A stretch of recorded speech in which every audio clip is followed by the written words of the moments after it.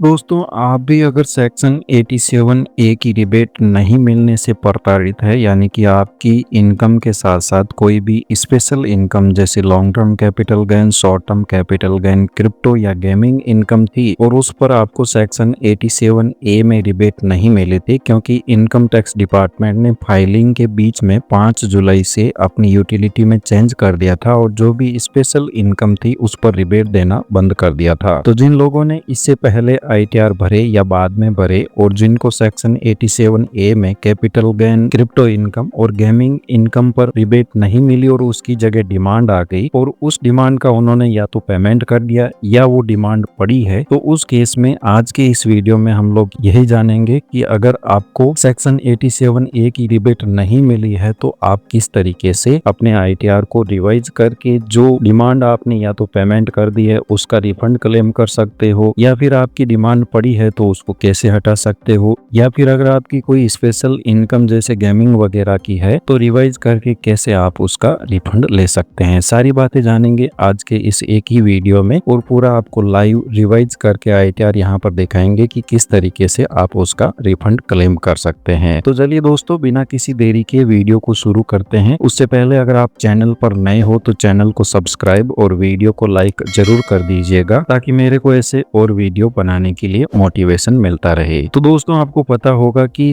Bombay high court ने income tax department को निर्देश दिया है कि इस तरीके से आप बीच अवधि में अपनी यूटिलिटी में चेंज नहीं कर सकते और जिन एसएससी को आपने डिमांड नोटिस जारी किया है या जिन एसएससी ने उस डिमांड का पेमेंट कर दिया है उनको आप सेक्शन 87 ए में स्पेशल इनकम पर रिबेट प्रोवाइड करवाओ और उन्होंने जो भी डिमांड है या तो उसको हटाओ या फिर जो डिमांड का पेमेंट कर दिया है उसका रिफंड दो। तो ये रिवाइज आईटीआर करने की जो लास्ट डेट है वो 15 जनवरी ही है। अगर 15 जनवरी तक आप अपनी आईटीआर को रिवाइज करके जो डिमांड पेमेंट की है उसका रिफंड क्लेम कर सकते हो, बाद में इसका रिफंड क्लेम अलाउ नहीं होगा। तो दोस्तों, यहाँ पर 4 केस उत्पन्न होते हैं। सबसे पहला केस होता है जैसे मान लीजिए आपको सेक्शन 87 ए में रिबेट नहीं दी और उसकी जगह जो है डिमांड निकाल दी। जैसे मान लीजिए यहाँ पर इनकी डिमांड निकाल दी और उन्होंने इस डिमांड का पेमेंट कर दिया, outstanding demand regular assessment tax 400 में, तो इसका आप रिफंड कैसे क्लेम करोगे। या फिर मान लीजिए आपने 5 जुलाई के बाद आईटीआर भरा और आपकी कोई स्पेशल इनकम थी और उस पर आपने डिमांड का पेमेंट कर दिया, तो उस केस में सेल्फ असेसमेंट टैक्स 300 हेड में पेमेंट किया है तो भी आप उसका रिफंड कैसे क्लेम करेंगे। या फिर आपकी कोई डिमांड अभी तक पड़ी है और उसको आपने कोई भी उस पर एक्शन नहीं लिया है तो उसे कैसे हटाएंगे। और चौथा केस आता है अगर आपकी कोई गेमिंग वगैरह की इनकम है तो उसका आप रिफंड कैसे लेंगे। चारों ही पॉइंट इस वीडियो में हम डिस्कस करने वाले हैं। और हाँ दोस्तों, अगर आप हमारी पेड सर्विस अवेल करवाना चाहते हो तो जो स्क्रीन पर नंबर दिए गए हैं उन नंबरों पर आप कांटेक्ट कर सकते हो। तो दोस्तों, इसके लिए सबसे पहले आपको क्या करना है, इनकम टैक्स के पोर्टल पर चले जाना है और वहां पर आपको पैन और पासवर्ड डाल के लॉगिन कर लेना है। लॉगिन करने के बाद में यहाँ पर ई फाइल मेन्यू में यहाँ पर व्यू फील्ड रिटर्न का ऑप्शन मिलेगा। तो यहाँ पर जो आपने असेसमेंट ईयर 24-25 का इन्होंने आईटीआर भरा था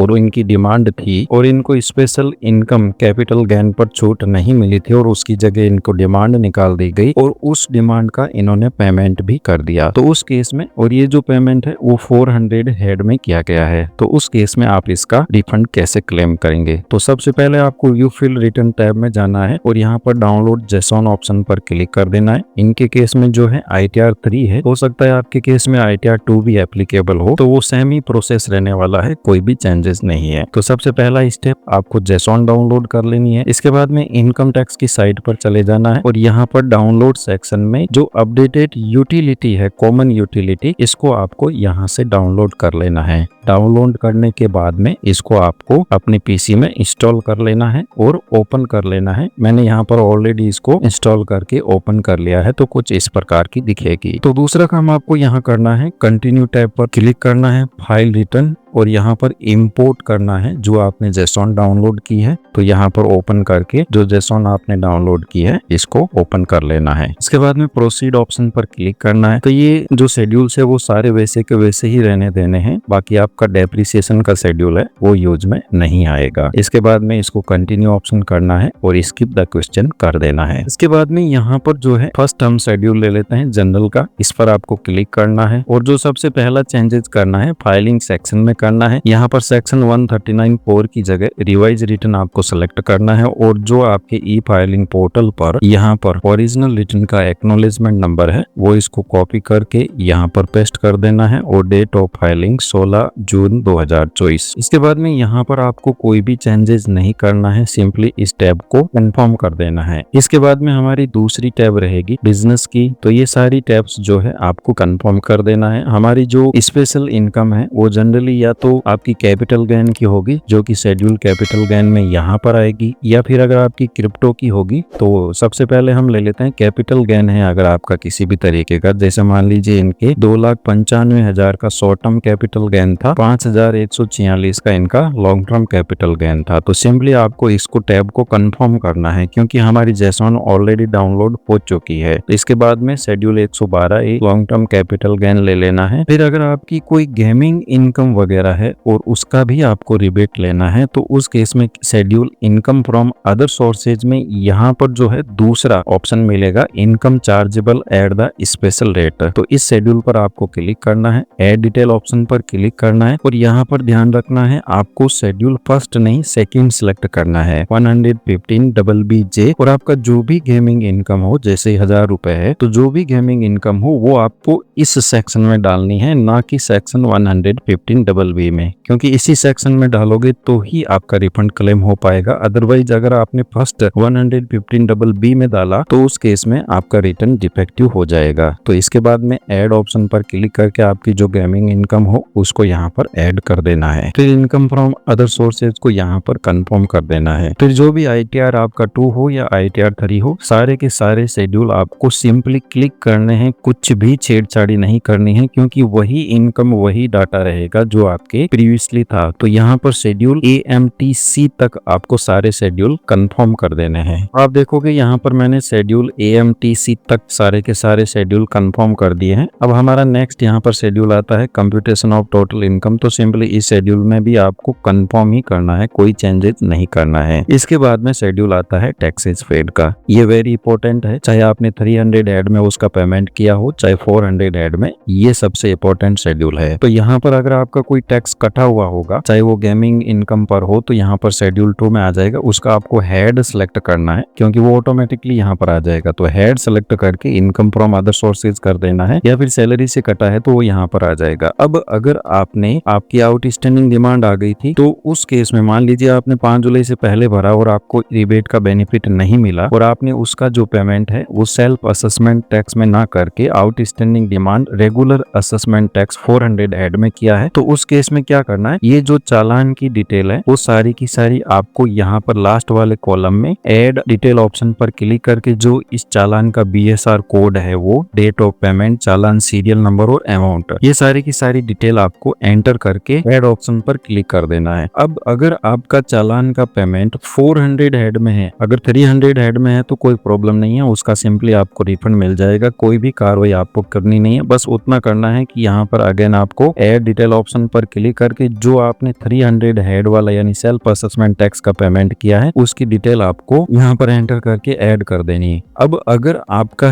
पेमेंट किया गया हेड 400 है तो डिटेल आपको एंटर करके अपना ITR तो सबमिट कर देना है क्योंकि इसकी 15 जनवरी लास्ट डेट है, उसके बाद में आप नहीं कर पाओगे। तो अगर आपका 400 हेड वाला चालान है तो सिंपली उसको इसी हेड में डालना है और आपको लोकल इनकम टैक्स ऑफिस जहाँ है यहाँ पर अगर आप इनकम टैक्स की साइट पे जाओगे और यहाँ पर नो योर AO ऑप्शन पर क्लिक करोगे और फिर आपका जो पैन नंबर और मोबाइल नंबर एंटर करोगे तो आपको ये बता देगा कि आपका AO कौन है और कौन सा आपका इनकम टैक्स ऑफिस लगता है। तो सिंपली आपको वहां पर विजिट करना है और अपने AO से मिलना है और एक एप्लीकेशन देनी है कि सर हम जो है सेक्शन 87A की रिबेट नहीं ले पाए थे और हमारी डिमांड आ गई थी, उसका हमने पेमेंट 400 हेड में कर दिया है। तो उस केस में AO क्या करेगा, इस 400 हेड को चेंज करके आपके 300 हेड में कर देगा। जब 300 हेड में करेगा तो सिंपली यहाँ पर ये चालान डिडक्ट हो जाएगा। अगर मान लो नहीं भी होता और आपका ITR प्रोसेस भी हो जाता है तो उस केस में आप रेक्टिफिकेशन रिक्वेस्ट डाल के जो 400 हेड 300 में किया गया है उसका आप रिफंड क्लेम कर सकते हो। तो ये कार्रवाई आपको 400 हेड के केस में करनी है। जो भी चालान है वो डिटेल एंटर कर देनी है और नजदीकी आपके इनकम टैक्स ऑफिस पर विजिट करके आपको अपने चालान का हेड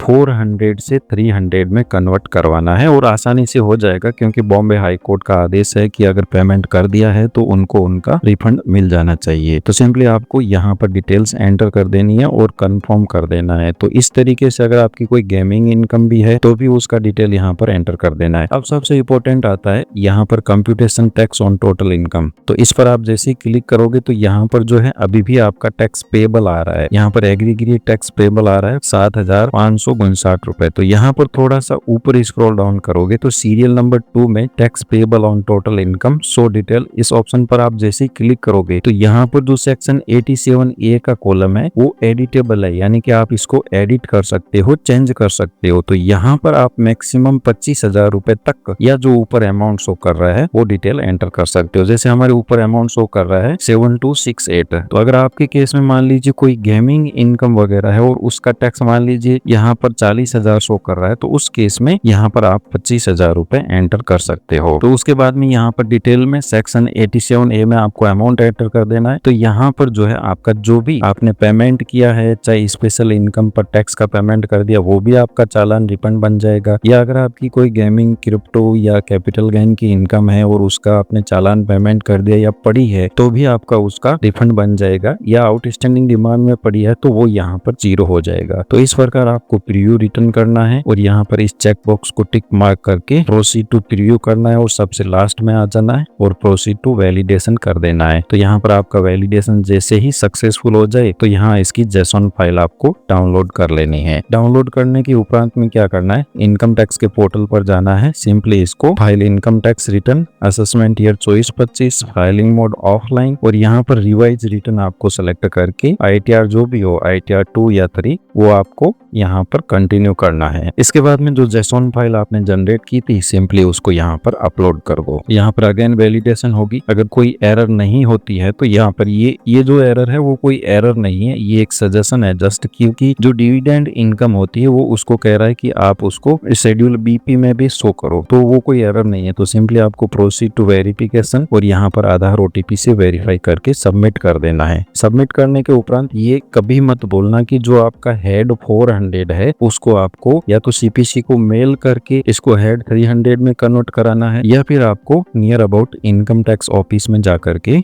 इसको कन्वर्ट कराना है हेड 300 में। अगर मान लीजिए आपका ITR प्रोसेस हो गया और आपका यहाँ पर हेड चेंज नहीं हुआ तो उस केस में क्या करना है कि वापस आपको आपके ITR पे रेक्टिफिकेशन रिक्वेस्ट डाल देनी है। सिंपली आपका हेड 300 जब हो जाए उसके बाद में रेक्टिफिकेशन रिक्वेस्ट डालोगे तो आपका जो भी अमाउंट होगा वो रेक्टिफिकेशन रिक्वेस्ट के प्रोसेस होने के बाद में रिफंड हो जाएगा। तो इस प्रकार दोस्तों, अगर आपकी कोई डिमांड आई हुई है या उस डिमांड का पेमेंट आपने हेड 400 में कर दिया है या फिर उसका पेमेंट आपने 300 में किया है या फिर आपकी कोई गेमिंग इनकम वगैरह है, तो उसका किस तरीके से सेक्शन 87A में आप रिबेट क्लेम करके रिफंड ले सकते हो। धन्यवाद दोस्तों, जानकारी अच्छी लगी हो तो चैनल को सब्सक्राइब और वीडियो को लाइक जरूर कीजिएगा।